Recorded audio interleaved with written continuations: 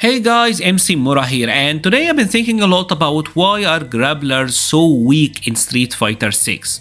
Because if we take a look at Zangief, if we take a look at Manon, if we take a look at Lily, in most of the tier lists, you will find these characters dead last, right? Usually these are the bottom 3, bottom 5 characters, and I don't think there is any archetype in this game that struggles quite this much. If we're talking, for example, about Shotos, Luke is a top tier, Ken is a top tier or was a top tier, or in the discussion, right?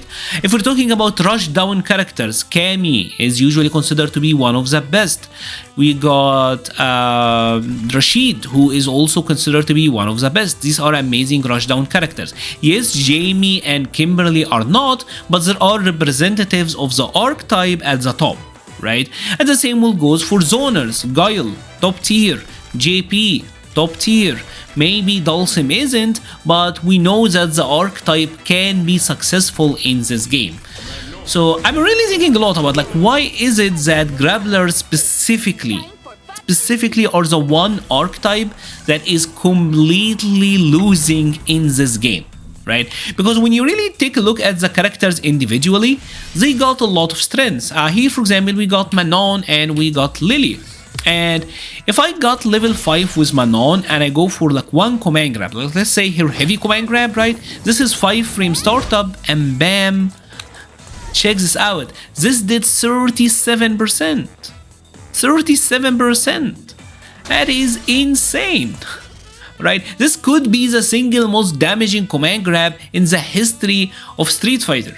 37% for one command grab, that's actually nuts. And if obviously this game got perfect parries, and what beats parries? Well, is grab. So here, for example, we're gonna set Lily to wake up parry, right?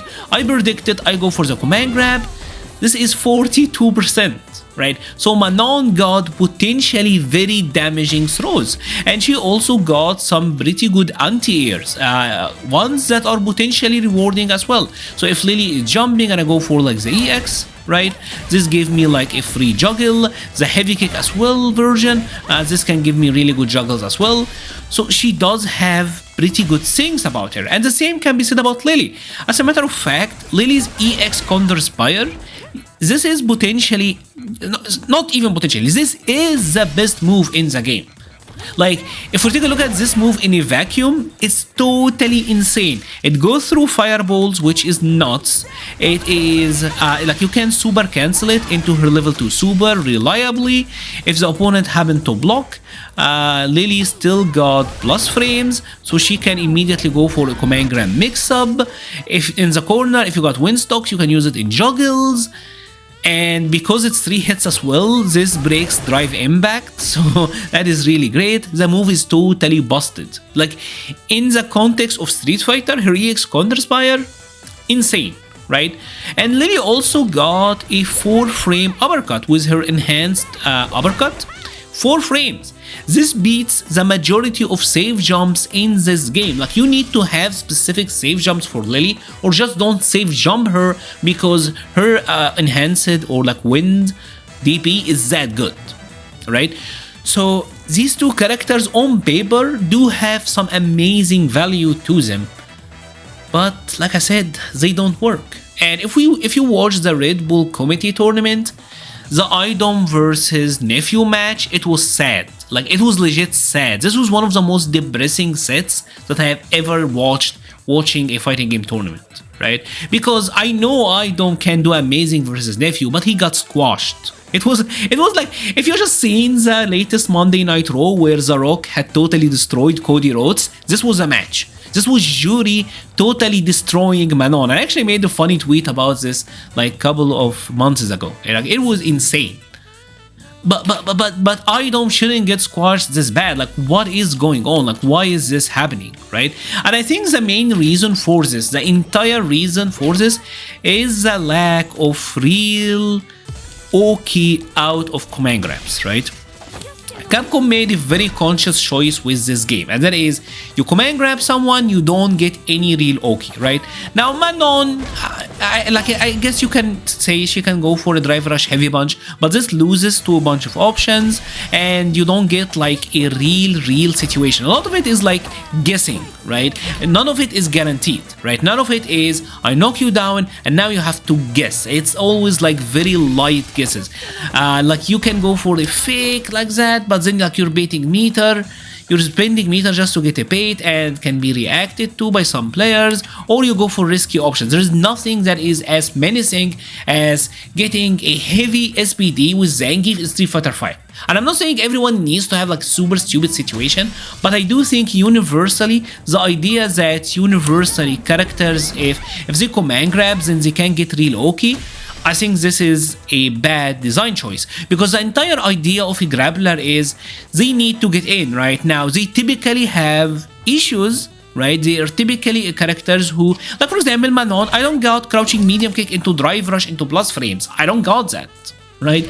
Like I need to go for very specific normals. My whiff punishing, like let's say for example Lily here whiffed this heavy punch. If I whiff punish her, if I somehow whiff punish her, like this is the best I get. It's not that consistent, right? If I was playing a character like this, for example, if I was Luke here, this. Right, I obviously messed up the combo, but you get what I'm saying, right? Luke gets the world if you get a heavy punch punish like this. Same with Ed, same with Ken, ton of other characters, right? But grapplers, they don't really get that in this game. As a matter of fact, most of the times, if I'm using Manon here, most of the times, and this happens with Zangief as well, this happens with most of the grapplers, right? As a matter of fact, what happens the most is they whiff, you go for a sweep, right? And that is like the best thing you get, and then you get like this sort of lazy mix where it's like guess for the parry. You play the parry mini game pretty much, right? And this is what hurting them the most. Capcom being so adamant about them not getting command grab okay. Now, in previous games, like let's say in Street Fighter 4, right, or Street Fighter 5. So let's keep it to Street Fighter 5. If I'm using a character like Luke, right, and I go for an uppercut, typically the opponent here, the character who did the uppercuts, typically they didn't get okay, right? Like in Street Fighter 5, only Ken and Ed had uppercut okay. But in this game, because of drive rush, like everyone does. So an option like an invincible reversal that used to have some heavy constraints to it, kind of like command grabs, are not really that constrained. It's very easy to actually like get a situation like that in this game. Reversal, now drive rush, now I have momentum. Right? It's not only that I get to stop your momentum, I also get to oppress you on offense after that. So that's insanely good. That is actually insanely good. And the same for characters like zoners, for example, right? Like Guile, right? Because Guile, he still got his oppressive zoning, he still got an insanely short charge time on his flash kicks and his sonic booms.